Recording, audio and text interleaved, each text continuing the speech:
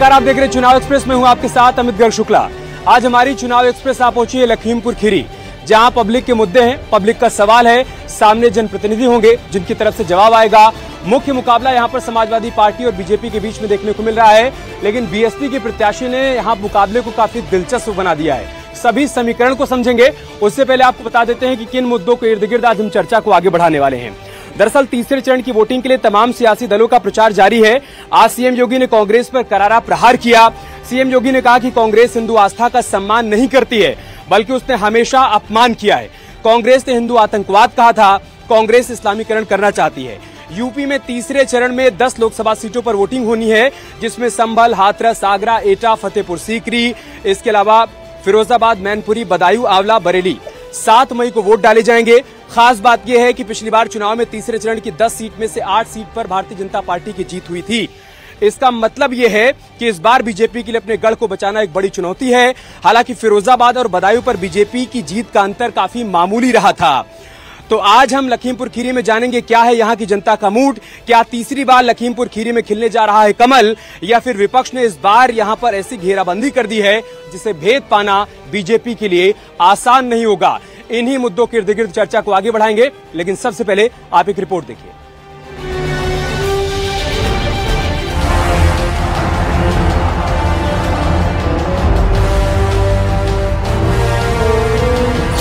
CM योगी का वार, हिंदू आतंकवाद वाला प्रहार।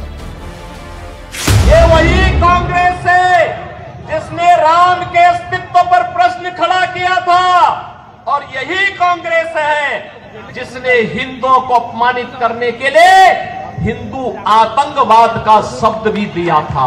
हिंदू आतंकवाद। अमेठी में राहुल का इंतजार, कांग्रेस का प्लान बी तैयार।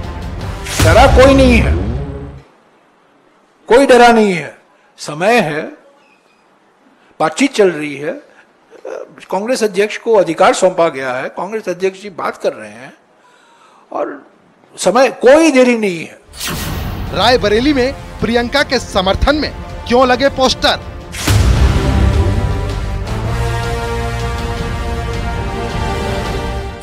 तीसरे चरण का रण क्या है, लखीमपुर का समीकरण? बसपा कांग्रेस के लोग बौखलाए हुए हैं और ओड जिहाद की मानसिकता ये बहुत खतरनाक है। इसकी कड़ी आलोचना करता हूं। बहुत ही दुखद है, उसकी निंदा करते हैं और इस प्रकार की अपील को करना संविधान विरोधी है।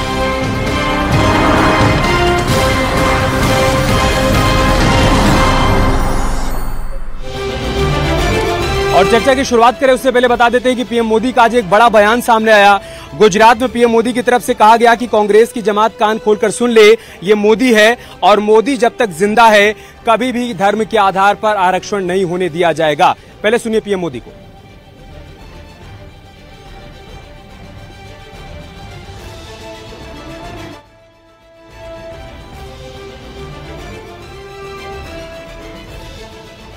तो पीएम मोदी ने आरक्षण के मसले पर सीधे तौर पर कांग्रेस को निशाने पर लिया और कहा कि जो कर्नाटका में हुआ है, जो तेलंगाना में हुआ है, वो पूरे देश में नहीं होने दिया जाएगा। दरअसल मुस्लिम आरक्षण को लेकर सियासत गरमाई हुई है।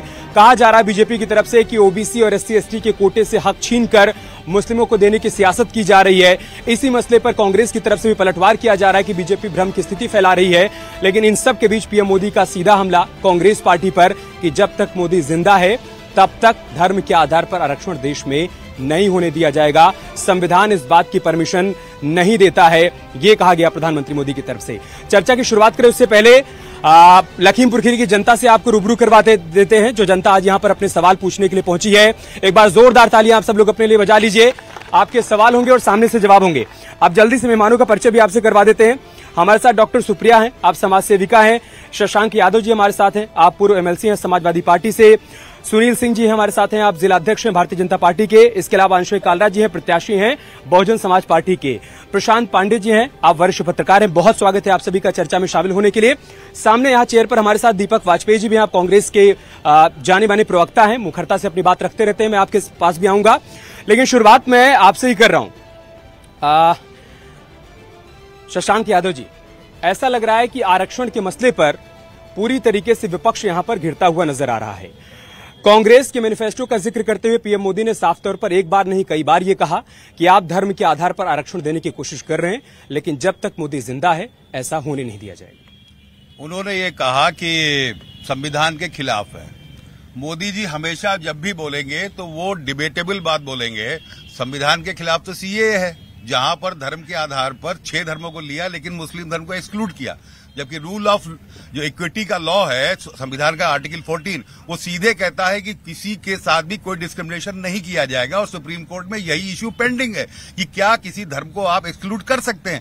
अब वो बोल रहे हैं कि आरक्षण के आधार पर हम धर्म को लाने नहीं देंगे। खैर, हमारा ये सरदर्दी नहीं है, हमने तो सीधे कह दिया जिसकी संख्या जितनी भारी उतनी उसकी भागीदारी, जाति की जनगणना कराएंगे और जाति के आधार पर नौकरियां बांटेंगे। धर्म के आधार पर तो नहीं करेंगे। धर्म का सवाल ही क्या, सबकी जाति है, सभी धर्म के लोग हैं। वो ये कह रहे हैं कि कांग्रेस पार्टी ने जो तेलंगाना में किया, जो कांग्रेस पार्टी ने कर्नाटका में किया, हम देश में नहीं होने देंगे। I am not responsible for Telangana and Congress. मैं कांग्रेस के साथ गठबंधन में है ना सर, लेकिन शर्त हमारी होगी ना। शर्त इस पर आप कांग्रेस से अलग हैं, पृथक हैं? हमारा कोई इशू ही नहीं है ये। आपका इशू नहीं? जो हमारा इशू नहीं है, हमारा आप पढ़िए मैनिफेस्टो, ना कांग्रेस के मैनिफेस्टो में कहीं पर है। जो चीजें हैं नहीं वो हवा में पैदा की जा रही है। ये कांग्रेस की सिरदर्दी है, ये कांग्रेस की सिरदर्दी है। सुनील सिंह जी वो कह रहे हैं कांग्रेस के मैनिफेस्टो में ऐसा कुछ है भी नहीं, आप भ्रम फैला रहे हैं, अफवाह फैला रहे हैं। भ्रम फैलाना किसका काम है पूरी जनता जानती है। हम लोगों ने जो कहा है, हमारी सरकार ने जो कहा है वो करके दिखाया है। हम जो कहते हैं वो करते हैं। मतलब वो तो ये कह रहे हैं ना कि आप उनके मैनिफेस्टो को गलत तरीके से पेश कर रहे हैं। वो कह रहे हैं कि हमने तो कहीं कहा ही नहीं कि हम धर्म के आधार पर आरक्षण करेंगे। जो यूपीए का गठबंधन है वो कांग्रेस के पीछे चलते हुए जो कांग्रेस का मैन्युफैक्चर है उसी के बारे में कह रहा है। हमने कांग्रेस के बारे में हमारे नेताओं ने कहा है कि जो यूपीए का उस है उसी पे हम लोग चल रहे हैं, उसी का हम लोग विरोध कर रहे हैं, उसी को जनता को बता रहे हैं कि आपका कैसा मैन्युफैक्चर है। ठीक है, आप बताइए धर्म के आधार पर आरक्षण होना चाहिए, क्योंकि पूरी सियासत इस वक्त तीसरे चरण के रण से पहले इसी के इर्द गिर्द सिमट गई है। एक तरफ ये कहा जा रहा है कि संविधान खतरे में है, अगर ये तीसरी बार सत्ता में आएंगे तो संविधान खतरे में पड़ जाएगा। दूसरी तरफ से कहा जा रहा है कि अगर ये सत्ता में आएंगे तो ये धर्म के आधार पर आरक्षण कर देंगे। आप कहां हैं इन सब में? जी देखिए, सबसे पहले मैं जनता को अवगत कराना चाहूंगा कि भाजपा के अपने बयान ही, जो उनके खुद के बयान है, हर मंत्री के, हर विधायक के, हर पदाधिकारी के अलग है। आप देखेंगे माननीय अमित शाह जी कहते हैं कि हम सत्ता में आने के बाद जो ओबीसी है, एससी है, एसटी है, उससे गैर संवैधानिक आरक्षण ले लेंगे। मैं पूछना चाहता हूं जो आरक्षण मिलता है वो अमित शाह के फेक वीडियो का बात कर रहे हैं आप? उसके फेक, अमित शाह के फेक वीडियो की बात कर रहे हैं? फेक वीडियो है, उस पर तो उनकी सफाई आ गई कि वो फेक वीडियो है। उन्होंने दिखा भी दिया कि हमने तो ये कहा ही नहीं था। वहां उन्होंने कहा था कि तेलंगाना में जो संविधान के खिलाफ जाकर मुस्लिम आरक्षण किया गया है हम उसे खत्म कर देंगे, एससी एसटी और ओबीसी का हक नहीं छीनने देंगे, ये उनकी तरफ से कहा गया है। देखिए, मेरा मानना है जो संविधान बना हुआ है, जो व्यवस्था चली आ रही है, उसका कोई कारण है। आज अगर ओबीसी को, एससी को, एसटी को हमने आरक्षण दिया हुआ है तो उसकी एक वजह है, क्योंकि वह एक ऐसा वर्ग है जो बहुत टाइम से दबाया गया है, कुचला गया है। हमारे को आवश्यकता है उनको सहायता करने की। जो लोग आर्थिक तौर पर मजबूत नहीं है, जो लोग आर्थिक तौर पर कमजोर हैं, उनको सहायता मिलनी चाहिए। ठीक है, प्रशांत जी, क्या आपको ऐसा लग रहा है कि पब्लिक के बीच में इस बात को लेकर चर्चा है कि वो आएंगे तो संविधान खतरे में पड़ जाएगा, या वो आएंगे तो संविधान को बदल देंगे, फलाने आएंगे तो मुस्लिम आरक्षण कर देंगे, या फिर जनता के बीच में उसके अपने मुद्दे हैं? देखिए, बीजेपी के लिए ये एक गले की फांस टाइप से बन गया है। सीधे तौर पर ये बात लोगों के घर कर गई है कि संविधान बदलने वाली बात। और खास करके मैं तो गांव-गांव में जाता रहता हूं, गांव में ये बात घर कर गई है कि संविधान बदलने की बात हो रही है। आज ही मैं एक गांव में था, वहां पर बहुत ही डाउन ट्रूडन लोग रहते हैं, दलित बिरादरी के लोगों से मैं मिला। लोगों में ये है कि संविधान बदल दिया जाएगा। 400 पार का जो भाजपा ने नारा लगाया है वो कहीं न कहीं तो बीजेपी के तमाम नेताओं ने इस तरीके के बयान भी दिए। आजकल सोशल मीडिया का जमाना है तो लोगों के गांव-गांव तक ये बात पहुंच रही है। इस पर तो पीएम भी बार-बार सामने आकर कह चुके हैं कि संविधान को तो बाबा साहब भीमराव अम्बेडकर भी आ जाएं तो नहीं बदल सकते हैं। देखिए, बीजेपी को ये सफाई क्यों देनी पड़ रही है? कहीं न कहीं तो ये बात सामने आई है ना, वरना बीजेपी का जो शीर्ष नेतृत्व है कहीं इस तरीके के बयान, उस तरीके के बयानों में उलझता नहीं है। लेकिन चूंकि उसको भी पता लग गया है कि ये बात घर घर, गांव-गांव और दलितों में खास करके घर कर गई है इस वजह से वो सफाई दे रहे हैं, चाहे अमित शाह जी हों, चाहे प्रधानमंत्री जी हों, और चाहे उनका शीर्ष नेतृत्व तो कोई भी हो। लेकिन उन्हीं के मंत्रियों ने ये बयान दिए हैं कि 400 ये बात डैमेज कर चुकी है, इस वजह से डैमेज कंट्रोल की कोशिश की जा रही है। सुप्रिया जी, मैं आपके पास आ रहा हूं। क्या लखीमपुर खीरी में यहाँ के जो मुद्दे हैं, जन सरोकार के जो मुद्दे हैं, उसकी चर्चा आपको सुनाई पड़ रही है, या दिल्ली से जो मुद्दे सेट किए जा रहे हैं उन्हीं मुद्दों पर पब्लिक वोट करने के लिए तैयार है? जी देखिए, यहाँ की जो महिला है, स्पेशल मैं महिलाओं वाले की बात कर रही हूँ, कि यहाँ की महिला जो है सक्षम है, साक्षात्कार है और अपने ऊपर आत्मनिर्भर है और समझदार है। तो वो जानती है कि उनका हित किसमें है, अहित किसमें है, किस सरकार ने उनके बारे में सोचा है, किसके बारे में कदम उठाया है, क्या क्या किया है, वो सब जानते हैं। और जो भी फैसला है वो लोग सोच समझ के लेंगे। स्पेशली मैं बात करना चाहूंगी, अभी जब आपने बात कर रहे थे सब लोगों के साथ, कि जैसे मुस्लिम और हिंदू का हमेशा ये रहा है, पर देखिए जब मुस्लिम महिलाओं के बारे में 3 तलाक का जब बिल पास हुआ है, तब मैंने देखा है कि हमेशा मतलब मेरे चैम्बर में आके हमेशा मुस्लिम महिला आके रोती थी कि हमेशा इनसिक्योर ऑफ रिलेशन। अब अपने आप को सिक्योर महसूस कर रही हैं। जो आधी आबादी की पूरी बात कर रहा है, आधी आबादी उसके साथ है। दीपक जी, मैं आपके पास आऊंगा, लेकिन एक बार पहले प्रधानमंत्री मोदी का वो बयान दर्शकों को सुनवा देते हैं जो आज कांग्रेस पर हमला बोलते हुए उन्होंने दिया है। सुनिए बयान। मैं डंके की चोट पर कहता हूं उनको, और मैं दुनिया और देश के सामने रिकॉर्ड पे कह रहा हूं, भारतीय जनता पार्टी को जब तक बीजेपी है, जब तक मोदी है, बाबा साहब आंबेडकर ने, भारत के संविधान ने एससी, एसटी, ओबीसी और सामान्य वर्ग के लोगों को जो आरक्षण दिया है उसकी पूरी रक्षा की जाएगी। उस पर कोई कभी चोट नहीं आने दी जाएगी। और जो लोग धर्म के आरक्षण नाम पर देना चाहते हैं वो घोषित करें, क्योंकि उन्होंने आंध्र में प्रयोग कर चुके हैं, वे कर्नाटका में प्रयोग कर रहे हैं। वोट बैंक के लिए दलितों का आरक्षण छीनना चाहते हैं, वोट बैंक के लिए आदिवासियों का आरक्षण छीनना चाहते हैं, वोट बैंक के लिए ओबीसी का आरक्षण छीनना चाहते हैं।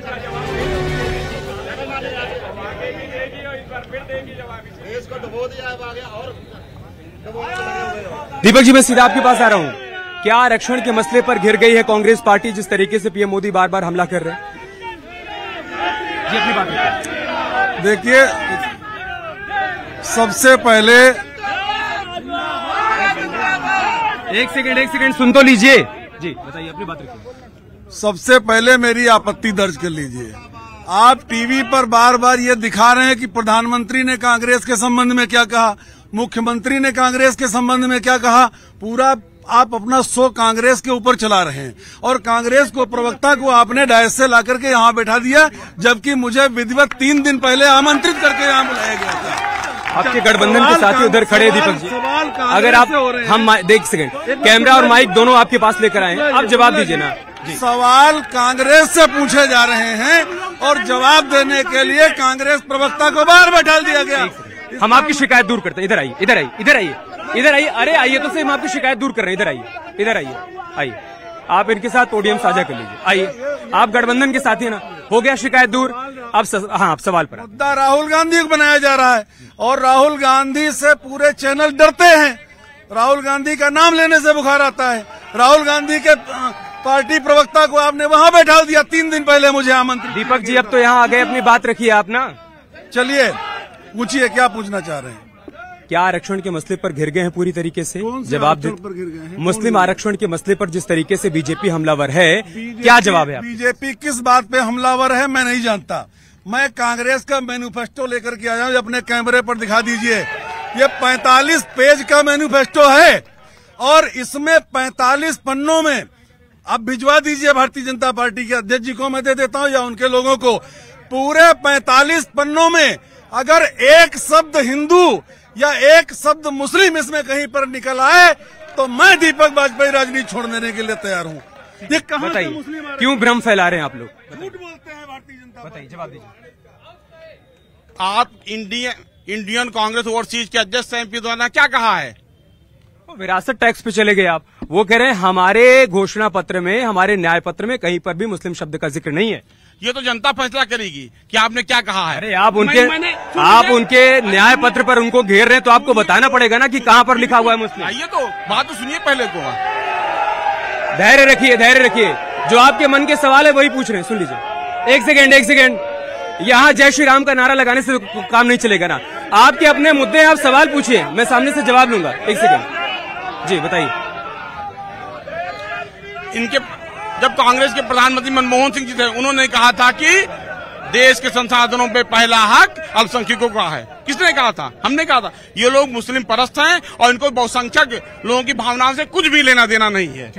ठीक है, मैं जनता के बीच में आ रहा हूँ, आप सबके सवाल है। जी बताइए, क्या सवाल है आपका? मैं ये कह रहा हूँ कि आप इधर से उधर बातें कर रहे हैं, कांग्रेस की बातें कर रहे हैं, आप इलेक्ट्रल बॉन्ड और वैक्सीनेशन पे सवाल पूछ लूंगा उनसे। इलेक्ट्रल बॉन्ड आप पूछिए। हाँ ठीक है, और बताइए आपका सवाल। हाँ भैया, हम प्राथमिक शिक्षक भर्ती के बारे में बात कर रहे हैं। 2018 के बाद से कोई भी भर्ती नहीं आई है और हमारे जो शिक्षा मंत्री माननीय संदीप सिंह जी है वो बताते हैं कि शिक्षक छात्र अनुपात बराबर है, तब भी 85,000 पद खाली है। ठीक है, आपका सवाल। माइक तो छोड़ दीजिए। हाँ माइक। हाँ, सवाल पूछिए। और बिहार में लगातार चौथे फेज की शिक्षक भर्ती का अनाउंसमेंट कर दिया गया है और लगातार उत्तर प्रदेश में शिक्षक भर्तियां कब भर्तियां भी, पेपर लीक भी हो रहा है। एंकरिंग करेंगे, सवाल पूछिए। आप कर सकते हैं। सर, हम लोग नौजवान हैं, हमें किसी भी चीजों से मतलब नहीं। मुख्य मुद्दा हम लोगों का है रोजगार। देखिए, रोटी, कपड़ा और मकान, इन सब चीजों से मतलब है। पिछले अधीनस्थ चयन सेवा बोर्ड आयोग से इन्होंने पेट की परीक्षा कराई थी, पिछले 3 सालों से परीक्षा करा रहे हैं, अभी तक एक भी भर्ती इन लोगों ने पूरी नहीं कराई है। 3 साल से कोई रोजगार नहीं। पुलिस की भर्ती पे बात करेंगे, 2018 में पुरानी भर्ती आई थी, 2024 में अगली भर्ती निकाली। 2018 में जो अंडर एज बच्चे थे वो ओवर एज हो गए 2024 में। ठीक, शिक्षक भर्ती पुलिस। सर, और मैं बीटीसी किया हुआ छात्र हूँ। पिछले 6 सालों से शिक्षक भर्ती के मामले में कोई नहीं। बगल का राज्य हमारा बिहार है, जो कि कहीं ना कहीं सर हम लोगों से नीचे ग्रो कर रहा था। लोग बिहार के यहाँ नौकरी करने आते थे, यहाँ के लोग मजबूरी, वहाँ वैकेंसी आ गई, यहाँ नहीं आई। वहाँ लगभग मुझे बेहद अफसोस है कि मीडिया ने अभी भी अपना रवैया नहीं बदला है। गोदी मीडिया की तरह आप क्वेश्चन पूछ रहे हैं। लखीमपुर की धरती में आपका पहला क्वेश्चन होना चाहिए था बीजेपी अध्यक्ष से, और मैं भी क्वेश्चन करता हूं कि किसानों के कातिलों को टिकट क्यों, ये क्वेश्चन होना चाहिए था आपका। ये क्वेश्चन मैं आपका सवाल लेकर जा रहा हूँ। आप तब से हिंदू, आपके सवाल का स्वागत है, मैं लेकर जा रहा हूँ। देखिए सर, मेरी बात सुनिए। आपको अगर बहस करनी है तो स्वागत है आपका। आपने सवाल पूछा, मैं आपका सवाल लेकर जा रहा हूँ। और कोई सवाल है आपका? और कोई सवाल है? मेरे यह है कि किसानों के कातिल को टिकट क्यों दिया गया? ओके, और बताइए, और किसी का सवाल है कोई? आप बताइए, कोई सवाल आपका? बस किसानों के कातिल को टिकट क्यों दिया गया? ठीक है, अब देखिए, पूरी ईमानदारी से सवाल पूछ रहा हूँ और सुनिएगा, शोर मत मचाइएगा। किसानों के कातिल को टिकट क्यों दिया, उधर से सवाल है। दूसरा, महंगाई पर क्या किया? शिक्षक भर्ती नहीं निकली है, रोजगार पर क्या किया? पुलिस भर्ती निकली, पेपर लीक हो गया। सवाल पूछ लिया मैंने, अब जवाब सुनिएगा शांति से। नहीं, क्या मेरे माननीय सांसद जी कातिल हैं? कौन सा मुकदमा लिखा हुआ, कौन से अपराध पद दिया गया है? केवल अनगढ़ आरोप लगा रहे हैं, आधारहीन आरोप लगा रहे हैं हमारे सांसद के ऊपर है। कौन सा मुकदमा लिखा गया, उनको कौन सी शिकायत उनके खिलाफ में, कौन से हत्यारे, कौन सा मुकदमा के खिलाफ है? एक भी एप्लीकेशन दी? उनके बेटे पर तो मुकदमा है। अरे बेटे पे कोई मुकदमा लिख गया है? अब सुन लीजिए, फिर जवाब दीजिए। माननीय मंत्री जी के बेटे पे मुकदमा लिखा गया है, तो उसका आरोप पत्र न्यायालय श्रीमान में विचाराधीन है और परीक्षण हो रहा है, गवाही हो रही है। ठीक है, किसी को दोषी, रोजगार, सुन लीजिए, किसी को दोषी और निर्दोषित करने का अधिकार न्यायालय को, ना कि हम आपको। रोजगार, शिक्षक भर्ती क्यों नहीं है? पुलिस भर्ती का क्या हुआ? नहीं, सभी भर्ती हो रही है। हमारी सरकार ने पूरी निष्पक्षता से और पूरी ईमानदारी से भर्ती हो रही है। जिसमें कोई भी गलती होती है उसको तुरंत निरस्त कर दिया जाता है। वो कह रहे हैं बिहार में वैकेंसी आ गई या नहीं? सुन लीजिए, इसके अलावा रोजगार के कैसे अवसर सृजन हो, चाहे कौशल मिशन का मामला हो, 1 अरब से ज्यादा लोगों को कौशल मिशन के माध्यम से फायदा पहुंचाने का टाल गए दोनों सवाल। वो कह रहे बिहार में शिक्षक भर्ती आ गई, यूपी में क्यों नहीं आई? दूसरा उनका सवाल है कि पुलिस का पेपर लीक हो गया, जो बच्चे ओवर एज हो जाएंगे उनका क्या होगा? हमने बता दिया, पूरी ईमानदार। इनकी सरकार में खुलेआम एक परिवार से लिस्ट जारी होती थी कि कौन कौन नौकरी पाएगा। हमारी सरकार बिल्कुल निष्पक्ष ईमानदारी के साथ काम कर रही है। पेपर लीक हो जा रहा है। ओके, हाँ बताइए आपका सवाल। जी, अभी समाजवादी पार्टी के कार्यकर्ता द्वारा एक सवाल पूछा गया आपसे कि कातिल को टिकट भाजपा से क्यों दिया गया। मैं उनसे जानना चाहता हूं कि क्या आरोप पत्र में अजय मिश्रा टेनी नामित है, उनके खिलाफ वो बता दिया है, बता दिया। ठीक है, अजय मिश्रा टेनी का कहीं पर आरोप पत्र में नाम नहीं है, उनके पुत्र का नाम है। माननीय सुप्रीम कोर्ट ने उनको जमानत पर रिहा किया गया और मामला विचाराधीन है। और किसानों ने मेरा सवाल गठबंधन माननीय शशांक जी से है और दीपक जी से है, क्या गठबंधन आपका चल रहा है या बिखर गया है? ठीक है, सवाल आपका। पे दो खड़े हुए हैं। पहले तो ये है कि जो सरदार हरजीत सिंह ने एक शब्द कहा है, उसके लिए इस मंच से माफी मांगे, क्योंकि पैसे से वकील है, माननीय सांसद को कातिल कहा है, इसके लिए आपके मंच से माफी मांगनी चाहिए। उनका एफिडेविट डाउनलोड करके देखा जाए। ये डिबेट सरदार हरजीत पर नहीं है ना? नहीं, डिबेट सरदार हरजीत पर नहीं है। वो सामने से खंडन हो गया ना, सामने से खंडन हो गया ना। उनका एफिडेविट पढ़ के डाउनलोड करें। पहले आप माइक छोड़िए, वो सामने दो लोग खड़े हैं ना गठबंधन से, उनकी तरफ से नहीं कहा गया। जी बताइए। माफी मांगनी चाहिए। ये सरदार जी जो भी है इनका नाम मैं नहीं जान रहा हूँ, लेकिन ये बहुत ऑब्जेक्शन वाला सवाल उठा रहे हैं। असली कातिल तो कांग्रेस है। कांग्रेस ने लाखों सिखों का कत्ल किया है, वही गठबंधन में है। अरे आप माइक को छोड़िए भाई। जी बताइए, क्या करिए आप? इन्होंने हरजीत सिंह ने इतनी बड़ी बात, गृह राज्य मंत्री हैं, सम्मानित व्यक्ति हैं और जिले में वो हमारे गृह राज्य मंत्री गौरव के विषय हैं। इन्होंने उनके ऊपर इतना उसका खंडन हो गया ना कि आशीष मिश्रा के ऊपर आरोप है। आपका कोई सवाल है? इनका सवाल ये है कि माफी मांगे, ये गलत तरीका है, इसे नहीं कहना चाहिए। ओके, उनका सवाल ये है, गठबंधन है या बिखर गया? गठबंधन है या बिखर गया? जी, गठबंधन है, पूरी ताकत के साथ में है और गठबंधन चल रहा है। पूरे देश में चल रहा है? पूरे देश में गठबंधन चल रहा है। और बड़ा मैं स्पष्ट कर दूं आपको, ये जो चुनाव का पूरा माहौल है, इस माहौल में गठबंधन सेकेंडरी हो गया है, जनता में गठबंधन हो गया है। एक तरफ भाजपा को चाहने वाले लोग निश्चित रूप से भाजपा को चाह रहे हैं और दूसरी तरफ एक बहुत बड़ी संख्या है जो भाजपा को सत्ता में नहीं देखना चाहती है। और वो चाहे गठबंधन का शक्ल मान लीजिए या जो भी मान लीजिए, भाजपा को हराने वाला जो भी व्यक्ति मजबूत दिखाई देगा, जनता उसके लिए दीपक, ये दिल और दल दोनों मिले हुए हैं पूरे देश में? पूरे तरह से मिले हुए हैं, दिल भी मिले हुए हैं, दल भी मिले हैं। मैं एक चीज और जानना चाहता हूं शुक्ला जी, आपके मंच के माध्यम से। माननीय अध्यक्ष जी भारतीय जनता पार्टी के हैं और हमारे बहुत साथी मित्र हमारे सामने बैठे हुए हैं। क्या भारतीय जनता पार्टी पंचायत से लेकर के संसद तक का कोई भी चुनाव बिना हिंदू मुस्लिम के लड़ सकती है? क्या एक भी चुनाव ये अपने मुद्दों पर लड़ सकते हैं? 10 वर्ष से आप देश की सत्ता में हैं, 7 वर्षों से आप उत्तर प्रदेश की सत्ता में हैं। क्या माननीय प्रधानमंत्री जी के मुंह से, मुखार बिंदु से, माननीय गृह मंत्री जी के मुखार बिंदु से एक भी भाषण में उत्तर प्रदेश और हिंदुस्तान की जनता ने सुना हो कि हमने 10 वर्ष में ये काम किए हैं, इन काम के बदले में हमें वोट दीजिए? चुनाव की बेला में बार बार बात हिंदू मुस्लिम की क्यों होने लगती है? नहीं, एक सेकंड सुनिए। मेरे माननीय प्रधानमंत्री जी, हम सबके माननीय प्रधानमंत्री जी सदैव कोई भाषण देके हमेशा कहते हैं, मेरी 1 अरब 40 करोड़ जनता, सबका साथ, सबका विकास, सबका विश्वास, सबका प्रयास, सबकी बात हमेशा करते हैं। उन्हें कभी हिंदू मुसलमान की बात नहीं की है। राजस्थान के रण से अचानक से मंगलसूत्र की बात होने लगी, मुसलमान की बात होने लगी, ये सब कहां से आ गया? जो इन लोगों के विचार हैं, और पहले भी इन लोगों ने कहा था, मैंने पहले भी कहा है, इनके पूर्व प्रधानमंत्री मनमोहन सिंह ने क्या कहा था कि जो संसाधन है देश के तो पहला हक अल्पसंख्यकों का है। उसी पे कहना पड़ रहा है। इन लोगों की जैसी नीति है और जैसी नीयत है, इसलिए हमारे प्रधानमंत्री जी को कहना पड़ रहा है। अंशय कालरा जी, अचानक से चुनावी मुद्दे बदल से गए। पहले 2 चरण के चुनाव के बाद हम देख रहे हैं कि सिर्फ हिंदू मुसलमान की बात हो रही है। ये ट्रैक कहां से अचानक से हिंदू मुसलमान वाला आ गया? क्या पब्लिक के बीच में इन्हीं मुद्दों को लेकर चर्चा चल रही है, या फिर पब्लिक को लग रहा है कि नहीं उसके अपने मुद्दे हैं, जब बटन दबाने जाएंगे तो यही मुद्दे जहन में लेकर जाएंगे? देखिए, ये बहुत शर्मनाक बात है कि आज हमारे को ग्राउंड के मुद्दे छोड़कर हिंदू मुसलमान करना पड़ रहा है। इसके पीछे कारण क्या है, हमें ये जानना चाहिए। आज मैं आपसे कहना चाहूंगा कि हम लखीमपुर खीरी में खड़े हैं।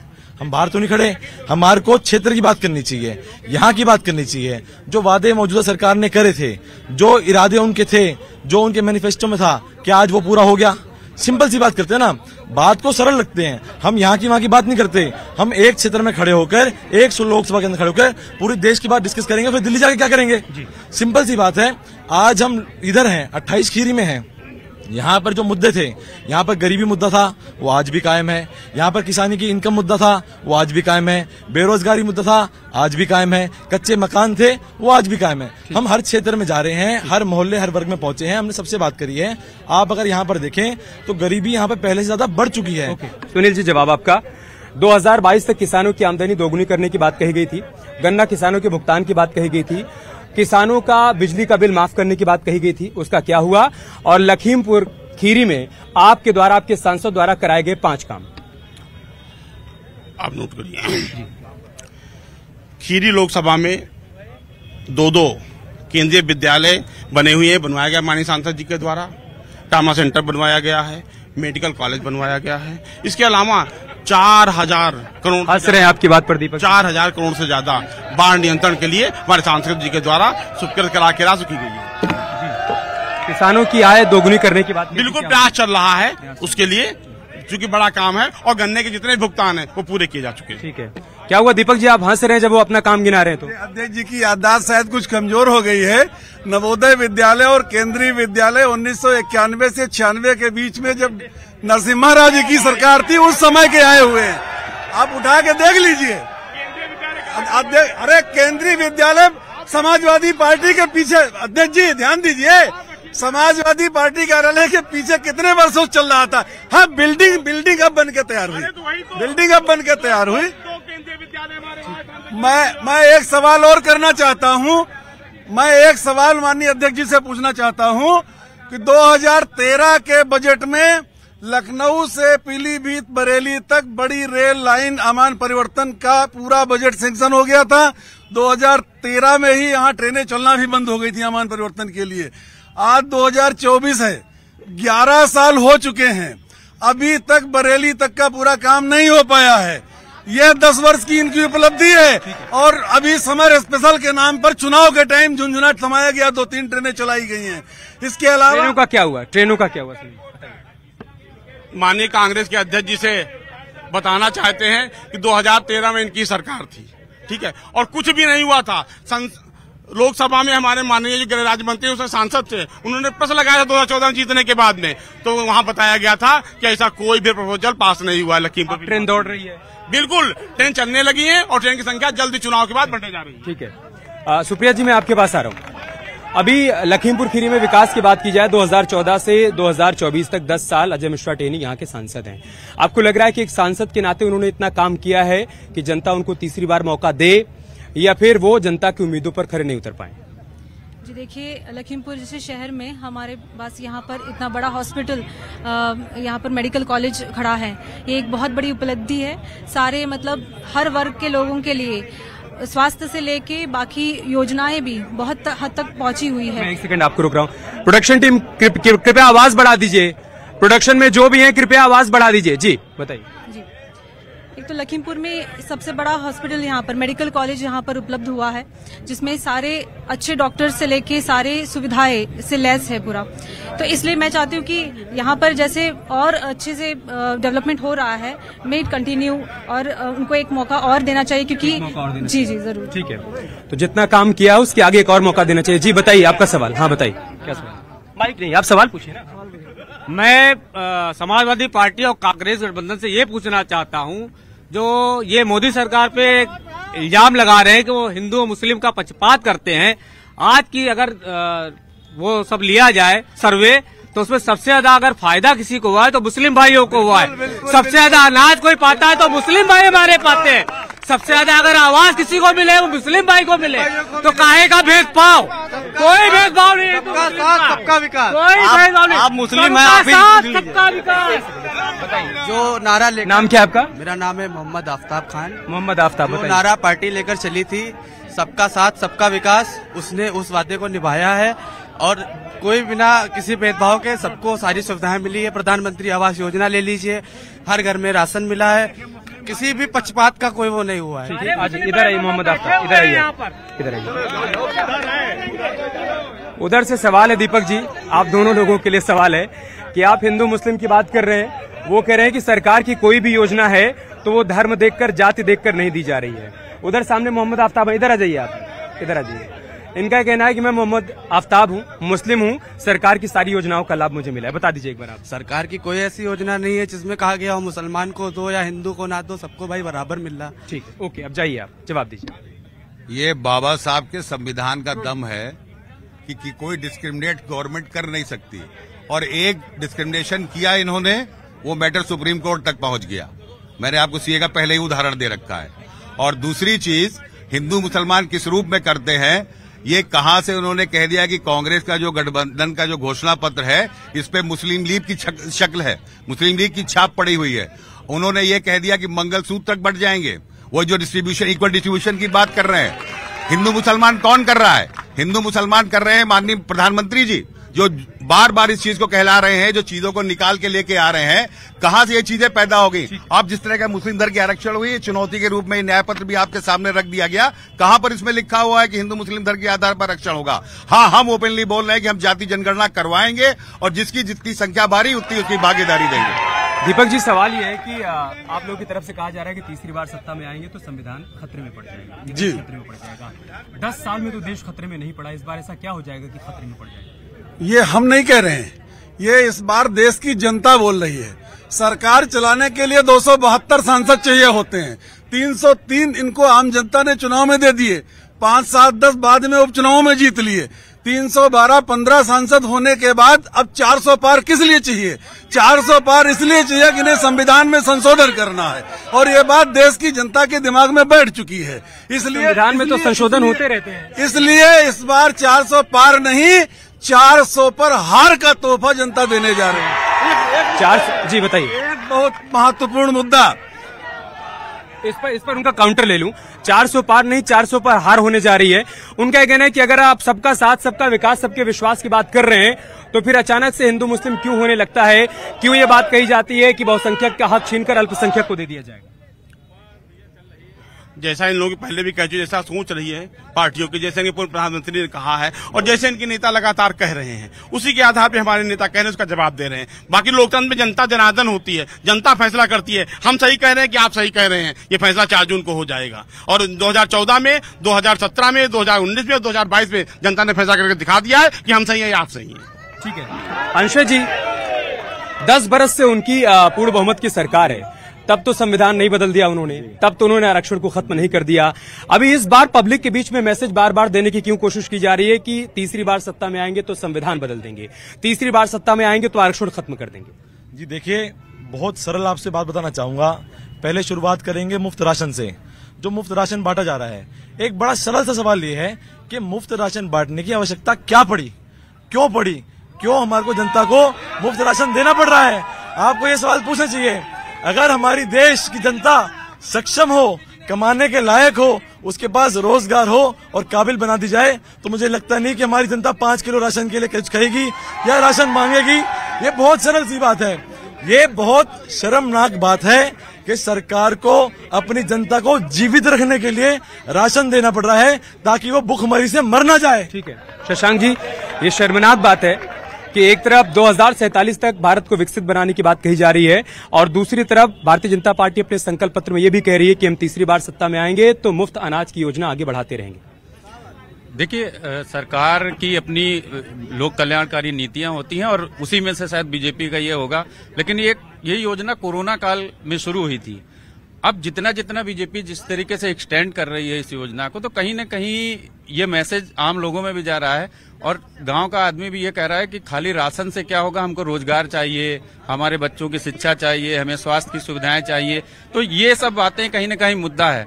लखीमपुर खीरी की जो आपने जैसे यहाँ की बात चल रही है, गन्ना किसानों का एक बड़ा मुद्दा है। पेमेंट अच्छा हुआ है, यहाँ की 9 चीनी मिले हैं, एक बहुत बड़ा तबका जो है, पूरी इकोनॉमी यहाँ की जो है गन्ना किसानों पर डिपेंड है, पूरी बाजार जो डिपेंड है। आप बाजार में यहाँ पे कहीं चले जाइए तो बाजार के जो जो दुकानदार हैं, छोटे दुकानदार हैं, काफी जीएसटी और जब से ये लगा है और नोटबंदी हुई उससे काफी असर पड़ा है व्यापार पे।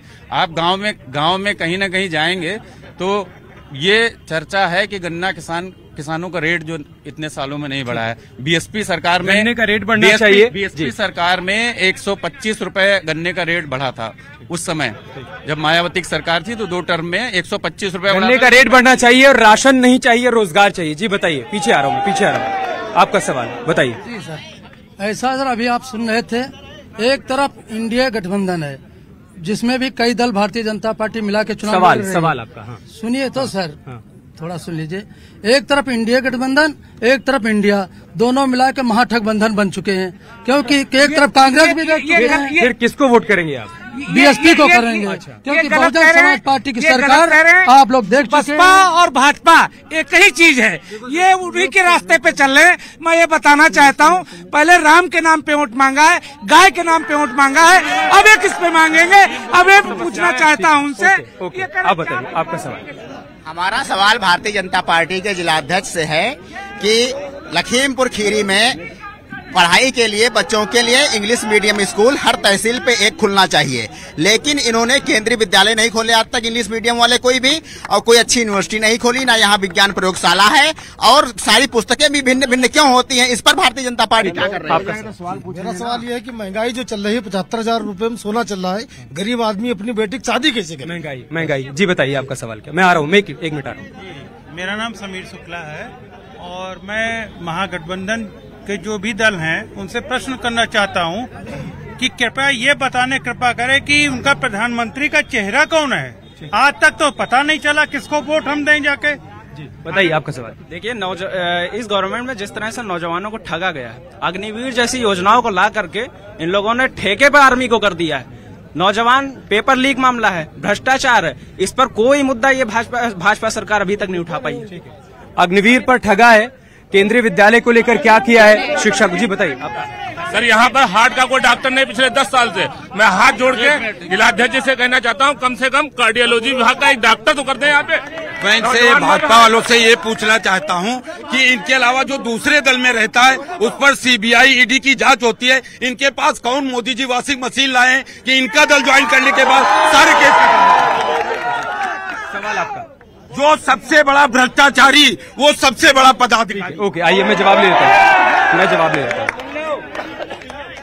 उधर से सवाल है कि आपके पास ऐसी कौन सी वॉशिंग मशीन है कि सारे के सारे इधर आकर पाक साफ हो जाते हैं? दूसरा भाई का सवाल है कि केंद्रीय विद्यालय का क्या हुआ? इंग्लिश मीडियम स्कूल तो बढ़ते जा रहे हैं, लेकिन जो सरकारी स्कूल है वहां पर शिक्षा व्यवस्था का बुरा हाल है। स्वास्थ्य सुविधाओं पर भी उधर से सवाल है कि बहुत बेहतर नहीं है स्वास्थ्य सुविधाएं। अग्निवीर को भी लेकर नाराजगी। पहला सवाल उनकी तरफ से पूछा गया। सवाल क्या था आपका? अच्छा, उनका हाँ कि जो नेता आपकी पार्टी में आ जाते हैं साफ करो। जब यूपीए के नेतृत्व वाली सरकार थी, 35 याचिकाएं सुप्रीम कोर्ट में दायर हुई थी, उन्हीं पे वो जांच शुरू हुई है और उन्हीं पे कार्रवाई हो रही है। इसके अलावा केवल 5% राजनेताओं पे कार्रवाई हुई है सुप्रीम कोर्ट के आदेश पे। आप क्यों सुप्रीम कोर्ट नहीं जाते? आपको लगता है कोई भारतीय जनता पार्टी का नेता या एनडीए का नेता कुछ गलत कर रहा है, सुप्रीम कोर्ट खुला हुआ है, क्यों नहीं आप सुप्रीम कोर्ट जाते हैं? क्योंकि हम लोगों के खिलाफ कुछ भी नहीं है, कुछ किया ही नहीं हमारी ईमानदार सरकार। कोई भी केस वापस नहीं लिया, ये कह रहे हैं आप? जी, कोई भी केस किसी के ऊपर से वापस नहीं लिया। केस वापस के बाद नहीं कर रहे हैं।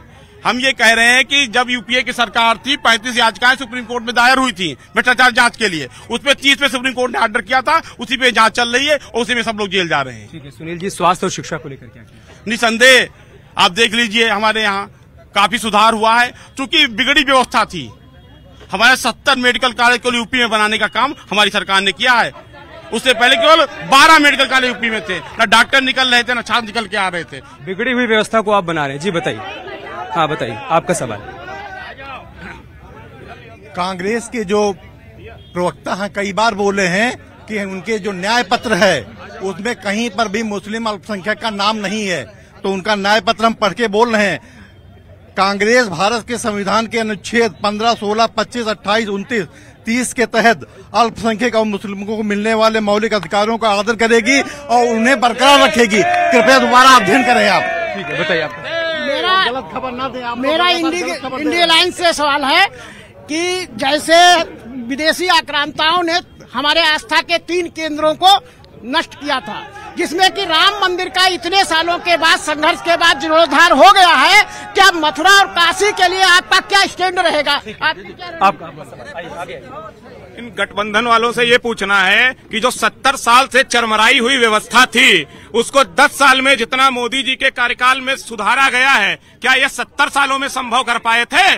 बात करते हैं ये, और अल्पसंख्यक और हिंदू और मुस्लिम की जो बात करते हैं, मुस्लिम भाइयों को जितना मोदी सरकार में फायदा हुआ है, मुस्लिम बहनें जितना मोदी सरकार को वोट देती हैं, इतना इनको वोट नहीं करेंगी, ये भूल जाएं। ये घोटाला और अपराध का जो गठबंधन हुआ है, इसका जवाब पहले भी जनता दे चुकी है और दोबारा फिर देने के लिए तैयार है, क्योंकि इनकी सरकार केवल घोटाले में इनका नाम आता है, और जो सपा की सरकार है जिससे गठबंधन हुआ है, उन्होंने सिर्फ अपराध किया है। आज घोटाले और अपराध पर, और दूसरा उनका ये कहना है कि अल्पसंख्यक और मुस्लिमों के अधिकारों को संरक्षित किया जाएगा। अल्पसंख्यक शब्द का प्रयोग किया गया है। अल्पसंख्यक में सिख, ईसाई, जैन, बौद्ध, पारसी सारे आते हैं। मुस्लिम शब्द का प्रयोग कहीं नहीं है।